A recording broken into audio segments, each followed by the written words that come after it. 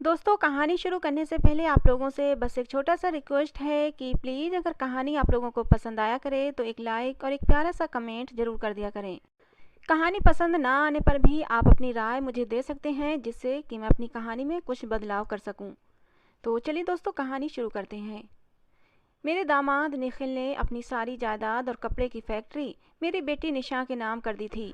वो मेरी बेटी से इतना प्यार करता था कि हर समय नौकरों की तरह मेरी बेटी के आगे पीछे घूमता रहता था।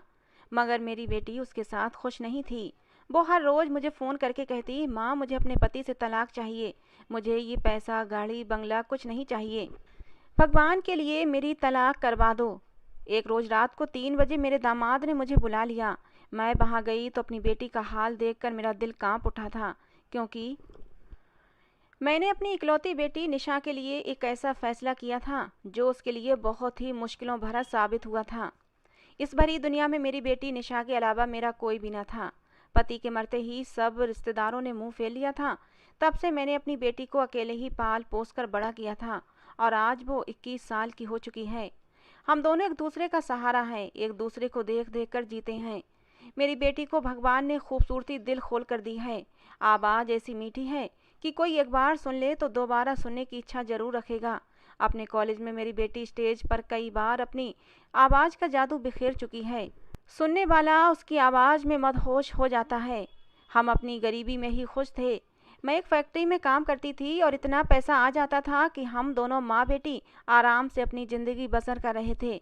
लेकिन फिर मेरी और मेरी बेटी की ज़िंदगी में निखिल नाम का लड़का आया, जिसने हमारी ज़िंदगी को उलट पलट कर रख दिया।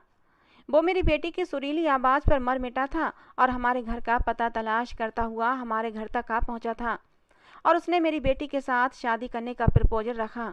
मैं तो दंग रह गई थी, क्योंकि वो तो बहुत बड़ा बिजनेसमैन था। हम जैसे गरीब लोगों से क्यों रिश्ता जोड़ना चाहता था। निखिल कहने लगा कि निशा की आवाज़ ने मुझे अपने जादू में जकड़ लिया है। मैं उससे शादी करना चाहता हूँ, उसे हमेशा अपने पास रखना चाहता हूँ और ज़िंदगी भर उसकी मीठी आवाज़ सुनना चाहता हूँ। मैं अजीब दोहराए पर आकर खड़ी हो गई थी। दिल कर रहा था कि निशा की शादी निखिल के साथ कर दूं। मेरी बेटी रानी बनकर पूरी ज़िंदगी ऐश करती। लेकिन वहीं दूसरी तरफ निखिल की एक ऐसी कमी जो मुझे सोचने पर मजबूर कर रही थी। निखिल दोनों आंखों से अंधा था। एक अंधे आदमी के साथ मैं अपनी इतनी खूबसूरत बेटी की शादी कैसे कर सकती थी। हालांकि निखिल ने मुझे भरोसा दिलाया था कि मैं अंधा जरूर हूँ, लेकिन अपने सारे काम मैं खुद से करता हूँ।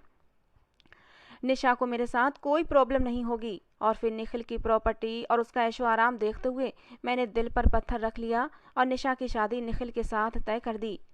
आज मेरी बेटी की शादी थी और मैंने शादी में पैसा पानी की तरह बहाया था। लोग मेरी बेटी को देख देख कर हैरान हो रहे थे। उसकी शादी का लहंगा, जिसकी कीमत सुनकर लोग अपने दांतों तले उंगलियां दबा रहे थे, और उसके जेवरात को देखकर दंग हो रहे थे। जबकि ये सच कोई नहीं जानता था। ये सब पैसा और तैयारी मेरे होने वाले दामाद की तरफ से की गई थी। मैंने अपनी बेटी की शादी एक बहुत ही अमीर लड़के से तय की थी। मेरा दामाद बहुत ही अमीर था, मगर वो खूबसूरत बिल्कुल भी नहीं था। जबकि मेरी बेटी लाखों में एक थी, और अभी उसकी उम्र भी बहुत कम थी, 21 साल की हो पाई थी। सब लोग हैरान थे कि मैंने अपनी इतनी खूबसूरत चांद जैसी बेटी ऐसे मामूली शकल सूरत मर्द को क्यों दे दी थी। मेरी बेटी विदा हुई तो मैंने सुख का सांस लिया। अब मुझे पूरी उम्मीद थी कि हमारी ज़िंदगी बदल जाएगी और मैं भी अपनी बेटी की वजह से ऐशो आराम की ज़िंदगी गुजार सकूंगी। शादी के दूसरे दिन मैं अपनी बेटी से मिलने पहुंची तो मुझे एक झटका सा लगा था, क्योंकि मेरी बेटी और मेरा दामाद घर पर नहीं थे। वहां मौजूद नौकरों ने मुझे बताया कि मालिक और मालकिन तो घूमने के लिए गए हैं। मुझे हैरत हुई थी कि वो शादी के अगले दिन ही घूमने के लिए निकल गए थे। मैं मायूसी से अपने घर लौट आई और घर आकर अपनी बेटी को कॉल करने लगी। मेरी बेटी ने कॉल बहुत देर बाद उठाई थी। दूसरी तरफ से मेरी बेटी की घुटी घुटी सी आवाज़ सुनाई दी थी। मैंने निशा से उसका हालचाल पूछा तो महसूस हुआ जैसे वो बहुत ही उदासी से बातें कर रही थी। मैंने निशा से भी वही बात पूछी कि तुम लोग शादी के दूसरे दिन ही कहाँ चले गए थे। भाई, शादी के अगले दिन भी कुछ रस्में होती हैं जिन्हें निभाया जाता है, लेकिन तुम तो अगले दिन ही घूमने के लिए चले गए। मेरी बात सुनकर निशा ने उखड़े हुए शब्दों में मुझे जवाब दिया कि मैं सिर्फ अपने पति के कहने पर चली गई थी। मेरा पति चाहता था कि हम पहले सैरो तफरी कर लें, बाद में आकर लोगों से मिलना जुलना करेंगे। मैं ये सुनकर हैरान हुई। मैंने अपनी बेटी की हल्की सी आवाज़ और उदास सी शब्दों से परेशान हो रही थी। हालांकि इससे पहले तो वो जब भी बात करती थी तो चहक चहक कर बात करती, हर बात पर कह कहे लगाया करती थी, लेकिन अब तो उसका अंदाज ही बदला हुआ था। ये शादी मैंने अपनी मर्जी से तय की थी। हालांकि शादी में मेरी बेटी की राजी भी थी। मेरी बेटी भी शादी से बहुत खुश थी, क्योंकि जिस तरह निशा ने तरस तरस कर जिंदगी गुजारी थी, और जब उसे इतने पैसे वाले आदमी ने शादी के लिए प्रपोज किया तो वो भी खुश हो गई थी। लेकिन अब वो बिल्कुल भी खुश नहीं लग रही थी। मैंने निशा से सवाल किया कि तुम ऐसे उदास उदास सी क्यों लग रही हो। हालांकि लड़कियां तो ऐसे मौक़ों पर बहुत खुश होती हैं जब वो हनीमून पर जाती हैं। मेरे सवाल पर निशा ने मुझे जो जवाब दिया वो मुझे घबराहट में डाल गया था। मेरे हाथ में फ़ोन था और मुझे कुछ भी सुनाई नहीं दे रहा था। अपनी बात कहकर निशा ने न जाने कब का फ़ोन काट दिया था और मैं फ़ोन हाथ में लिए वैसी की वैसी ही बैठी रह गई थी। मैं परेशानी से सोच रही थी और निशा की हुई बात को ही सोचे जा रही थी, क्योंकि निशा ने कहा था कि मेरा पति अंधा है और मैं इस बात पर बिल्कुल खुश नहीं हूँ कि वो अंधा है।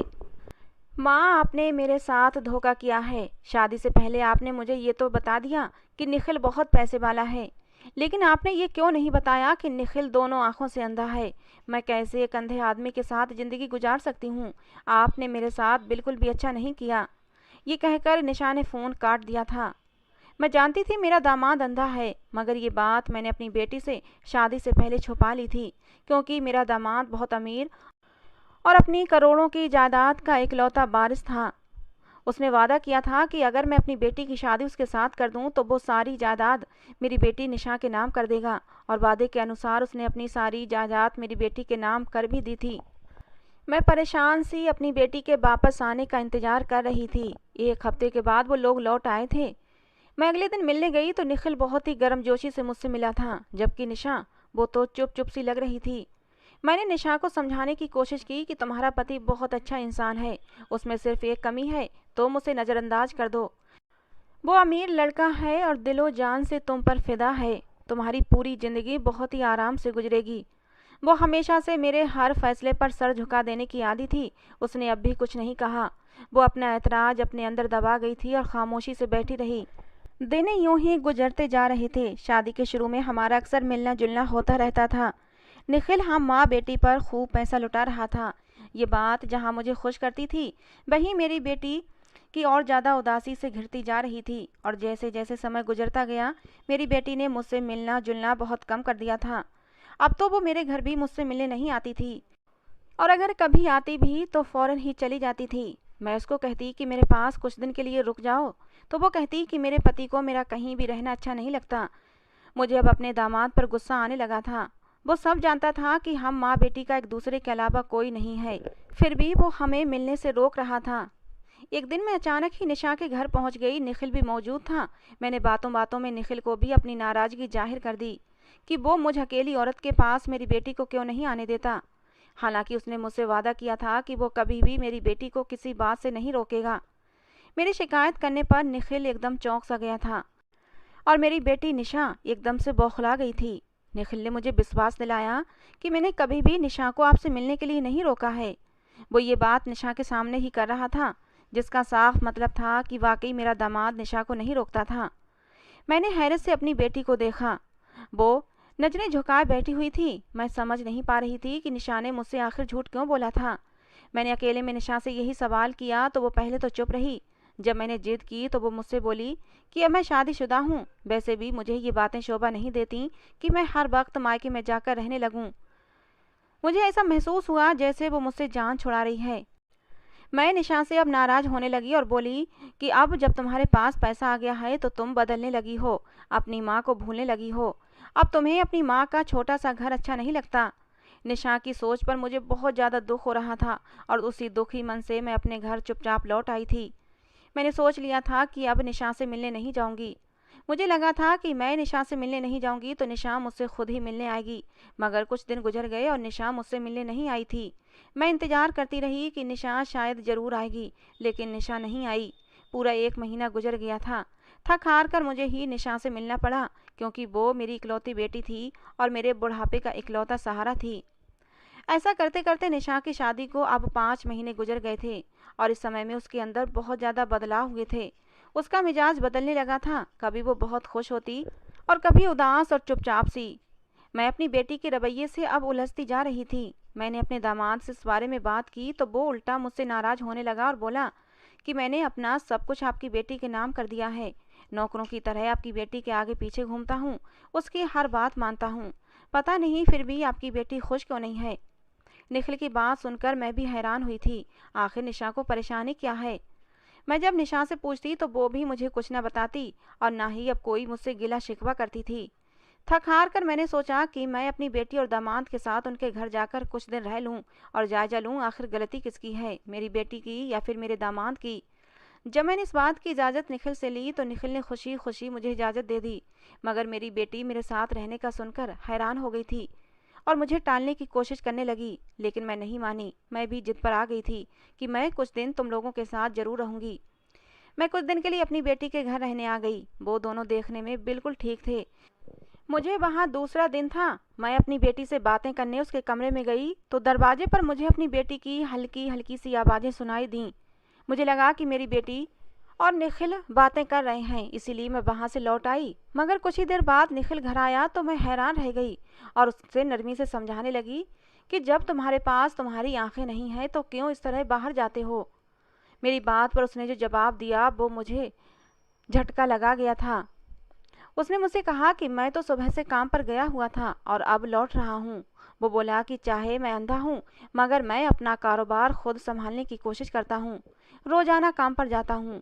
मैं ये सुनकर धक से रह गई थी क्योंकि मैंने खुद अपने कानों से अपनी बेटी को किसी मर्द से बातें करते सुना था।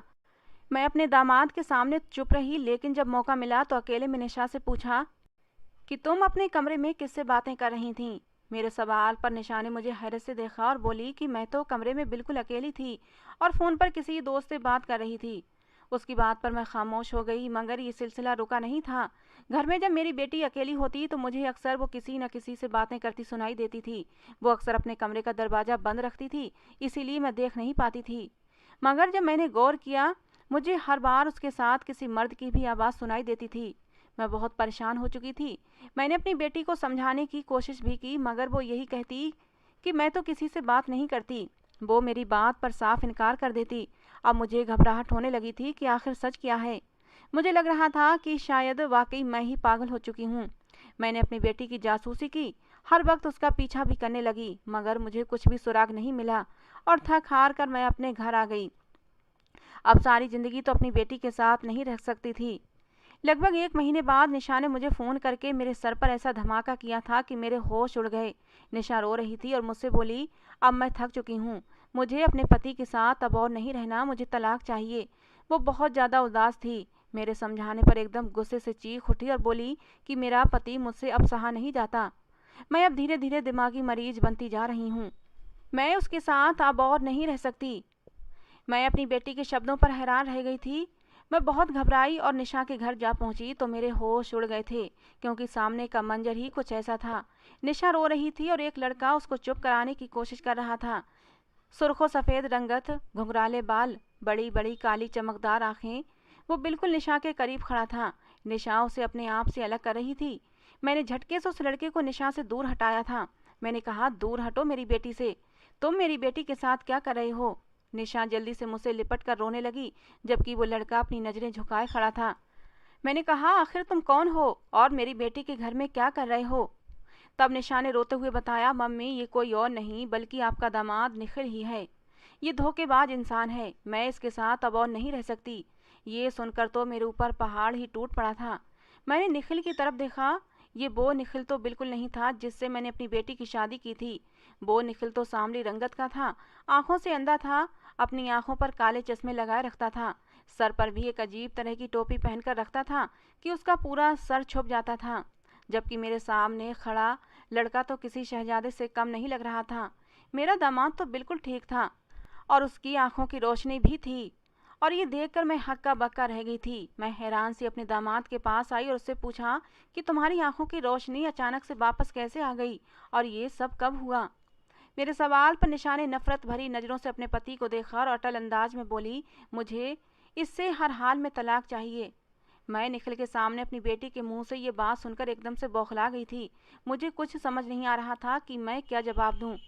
मैं खामोशी से निशा को देखने लगी और फिर मैंने कहा, ये क्या बकवास कर रही हो? और आखिर ऐसा भी क्या हो गया कि तुम तलाक लेने की बात कर रही हो?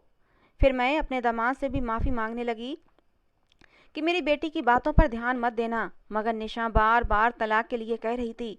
मैंने गुस्से से निशा को देखा और मैंने सख्ती से उसे चुप करवाया तो वो रो पड़ी और चीख चीख कर अपने पति को धोखेबाज, मक्कार और ना जाने क्या क्या बोलने लगी। मुझे उसके शब्दों से ज़्यादा निखिल की खामोशी परेशान कर रही थी, क्योंकि वो मेरी बेटी के ऐसे शब्दों पर भी कुछ नहीं बोला था। मुझे समझ नहीं आ रहा था कि आखिर ये सब क्या हो रहा था। अब मुझे अंदाजा हो रहा था कि निशा के साथ कुछ तो गलत हुआ है, जो वो ऐसे तड़प तड़प कर रो रही थी और तलाक की भी बात कर रही थी। मैंने निशा से सच्चाई जानने की कोशिश की तो वो गुस्से से फट पड़ी थी और पहले दिन से लेकर अब तक की सारी कहानी सुना डाली। उसके खुलासे ने मुझे जी जान से हिलाकर रख दिया था। मैंने फटी फटी आंखों से अपने दामाद को देखा तो वो सर झुका गया था। उसने मुझे रोते हुए बताया कि मैं विदा होकर आई तो ये आलीशान महल जैसा घर रोशनी और फूलों से पूरा सजा हुआ था और मैं अपने स्वागत पर बहुत खुश थी। मैं आंखों में ढेर सारे सपने सजाए अपने कमरे में बैठी अपने पति का इंतजार कर रही थी। मैं इतनी खूबसूरत लग रही थी कि हर देखने वाले ने मेरी तारीफ की थी। मुझे विश्वास था कि मैं अपने पति के दिल में भी घर कर लूँगी। मगर जब निखिल आया तो वो खामोशी से एक तरफ बैठा रहा। मैं घूंघट डाले बैठी थी और इंतजार में थी कि वो मेरा घूंघट हटाएगा और मेरी तारीफ करने लगेगा। मगर जब उसने ऐसा नहीं किया तो मैंने सर उठाकर उसे देखा और उसे देखकर मुझे झटका लगा था, क्योंकि वो तो मेरी बजाय दूसरी तरफ देख रहा था। मैं हैरान रह गई। मैंने झिझक कर अपने पति को आवाज़ लगाई तो वो मेरी बात पर चौंका था, लेकिन बोला कुछ नहीं। अभी भी दूसरी तरफ ही देख रहा था। अपने पति की इस लापरवाही से मेरा दिल टूट गया था। मैंने मायूसी से सर झुका दिया और इससे पहले कि मैं उठकर जाती निखिल ने अजीब सी बात कह दी, जिसे सुनकर मैं बुरी तरह से हैरान होकर उसे देखने लगी। वो मुझे देखे बिना पूछ रहा था, तुम यकीनन खूबसूरत लग रही होगी, काश मैं भी तुम्हें देख सकता। मैंने हैरत से निखिल को देखा और मैंने कहा कि मैं तो तुम्हारे सामने बैठी हूँ, तुम मुझ पर पूरा हक रखते हो, फिर तुम आखिर मुझे देख क्यों नहीं लेते? मेरे सवाल पर उसने उदासी से मुझे जो कुछ बताया, मेरे होश उड़ गए थे। मैं अपनी माँ के धोखे पर हक्का बक्का बैठी हुई थी। मेरी माँ ने मेरे साथ इतना बड़ा धोखा किया था। मेरी शादी एक अंधे आदमी से कर दी थी। मेरा पति आंखों से अंधा था, उसकी दुनिया अंधेरी थी। मुझे बहुत रोना आ गया था कि जब मेरा पति मुझे देख ही नहीं सकता तो फिर मेरे सजने संवरने का क्या फ़ायदा, और ऐसे हुस्न का भी क्या फ़ायदा जिससे सराहने वाला कोई ना हो। मैं निखिल के सामने से हट गई और फूट फूट कर रोने लगी। मुझे पैसे का कभी लालच नहीं रहा था। मैं बस खुद परस्त लड़की थी। मैंने हमेशा अपनी तारीफ़ें सुनी थीं। मैं आगे भी ऐसी ही ज़िंदगी चाहती थी। मेरी माँ ने मुझे यही कहकर शादी के लिए मनाया था कि लड़का मुझसे मोहब्बत कर बैठा है और मेरे बगैर नहीं रह सकता। मुझे अब सब फरेब और धोखा लग रहा था। मैं पहली रात में ही शादी की असलियत और जान गई थी। यहाँ मोहब्बत नहीं थी, बल्कि सिर्फ लालच और धोखा था। मेरा दिल नहीं कर रहा था कि मैं निखिल की तरफ भी देखूं। मैंने अपना तकिया उठाया और सोफे पर जाकर लेट गई। निखिल ने मेरे करीब आना चाहा, लेकिन मैंने गुस्से से उसका हाथ झटक दिया। मैंने कहा, तुम लोगों ने मेरे साथ धोखा किया है और मैं तुम्हें अपना पति होने का हक बिल्कुल भी नहीं दूंगी, इसलिए मुझसे दूर रहो। मेरा गुस्सा देखकर निखिल भी मुझसे दूर रहा और बेड पर जाकर सो गया था। मेरी बेदिली और उदासी पर मेरे अंधे पति ने मुझे खुश करने और मेरा मिजाज अच्छा करने के लिए अपनी सारी जायदाद मेरे नाम कर दी और मुझे घुमाने के लिए मेरी पसंदीदा जगह पर भी लेकर गया। मगर वहाँ से वापस आकर भी मैं एकदम उदासी भरी कमरे में पड़ी रहती थी। मैंने अपना ख्याल रखना छोड़ दिया था, मगर मैं नहीं जानती थी कि मेरा ये उदास रहना, खुद से लापरवाह रहना, किसी को बुरी तरह महसूस हो रहा था। एक दिन मेरे मोबाइल पर मैसेज आया जिसमें मेरी खूब तारीफ़ें की गई थीं और मुझे कहा गया था, तुम अब तैयार क्यों नहीं होती हो? तुम जैसी हुस्न की मूरत पर लापरवाही नहीं जचती। मैं वो मैसेज देखकर चौंक गई थी, क्योंकि वो जो कोई भी था लफ्ज़ों से खेलना और जादू करना अच्छे तरीके से जानता था। मगर वो था कौन? इस घर में मेरे और निखिल के अलावा कोई नहीं था। फिर कौन था जो मुझे हर वक्त अपनी नज़र के घेरे में रखता था और मेरी एक एक हरकत पर उसकी नज़र थी? मैंने उस मैसेज को नज़रअंदाज कर दिया, क्योंकि मैं शादीशुदा लड़की थी। मगर मेरे नज़रअंदाज करने के बावजूद वो मुझे लगातार मैसेज करता रहा और मुझे तैयार होने पर उकसाता रहा। एक दिन मुझे उसी नंबर से मैसेज आया कि तुम पर रेड कलर के कपड़े बहुत अच्छे लगते हैं, तुम रेड कलर के कपड़ों में बहुत हसीन लगती हो। उस मैसेज में मेरे हुस्न पर शायरी भी की गई थी और मुझे रेड कलर के कपड़े पहनने की विनती की गई थी। मुझे न जाने क्या हुआ कि मैंने अपनी अलमारी खोली और रेड रंग की एक खूबसूरत सी साड़ी पहन ली। अपने बाल बनाए, हल्का फुल्का मेकअप किया तो मेरा हुस्न और भी चमक उठा था। उसे 4 चांद लग गए थे। मैंने उसी नंबर पर मैसेज किया और कहा कि मैंने रेड साड़ी पहन ली है, मैं तैयार हो चुकी हूँ। अब मुझे बताओ कि तुम मुझे कैसे देखोगे। मैं सिर्फ ये जानना चाहती थी आखिर वो कौन है। मैं नहीं जानती थी कि मेरे इस मैसेज का असर उस इंसान पर इतना पड़ेगा कि वो दिन दहाड़े मेरे कमरे की खिड़की पर आ पहुंचा था। मैं अपने कमरे की खिड़की पर कोई अनजान नकाबपोश आदमी को देखकर एकदम से घबरा गई थी। वो जवान लड़का था जिसकी रंगत साफ सुथरी थी और नकाब में भी उसकी आंखें खूबसूरत लग रही थीं। मुझे अंदाजा हुआ कि वो जो कोई भी था बड़ा ही प्यारा था और साथ ही साथ बहादुर भी था, जो मुझसे मिलने मेरे घर तक आ पहुंचा था। मैं उसे वापस भेजना चाहती थी मगर मैं ऐसा नहीं कर पाई और उसे अपने कमरे में बिठा लिया। वो अपना चेहरा दिखाने पर राजी नहीं था मगर उसकी आंखों में मेरे लिए मोहब्बत और दीवानगी साफ नजर आ रही थी। वो खुलकर मेरी तारीफें कर रहा था। अब मुझे उसका साथ अच्छा लगने लगा था और उसके बाद तो ये जैसे रूटीन ही बन गया था। वो लड़का दिन रात मुझसे फ़ोन पर बात करता और जब मेरा पति काम पर चला जाता वो मेरे घर चला आता। वो मुझसे बेपनाह मोहब्बत करने लगा था और मैं भी उसकी तारीफ और जादू भरी बातों में डूब चुकी थी। लेकिन मैंने कभी अपनी हद पार नहीं की थी। हालांकि वो लड़का मेरे करीब आना चाहता था लेकिन मैं उससे हमेशा दूर दूर रहती थी। एक रात जब निखिल बिजनेस के सिलसिले में शहर से बाहर गया था तब वो लड़का रात को मेरे कमरे में आया था और आते ही उसने मुझे अपनी बाहों में कस के भर लिया था। कहने लगा, निशा अब तुम्हारे बिना नहीं रहा जाता। आज वो सब कुछ हो जाने दो जिसके लिए मैं कब से तड़प रहा हूँ। मैं तुमसे दीवानों की तरह मोहब्बत करता हूँ और तुम हमेशा मुझसे दूर रहती हो। लेकिन मैंने उस लड़के को खुद से दूर धक्का दिया था। मैंने कहा ये सब गलत है, मैं शादीशुदा हूँ। मैं अपने पति से भले ही मोहब्बत नहीं करती लेकिन मैं उसे धोखा भी नहीं दे सकती। उस लड़के की हरकत पर मुझे गुस्सा भी आ गया था और गुस्से में मैंने उसे घर से जाने के लिए कह दिया। मेरा गुस्सा देखकर वो डर गया था और मुझसे माफ़ी मांगने लगा। कहने लगा, आज के बाद मैं कभी भी ऐसी हरकत नहीं करूँगा। मैं भी तो उसकी मोहब्बत में डूबी हुई थी। मैंने भी फ़ौरन उसे माफ़ कर दिया लेकिन इस शर्त पर कि वो कभी भी मुझे टच नहीं करेगा। उसके बाद वो लड़का आराम से मेरे कमरे में आता। कुछ देर तक हम बातें करते और वो चला जाता। वो लड़का कहता था, निशा जब तक तुमसे बातें न करूं मेरा दिल बेचैन रहता है, तुम मुझसे नाराज मत हुआ करो।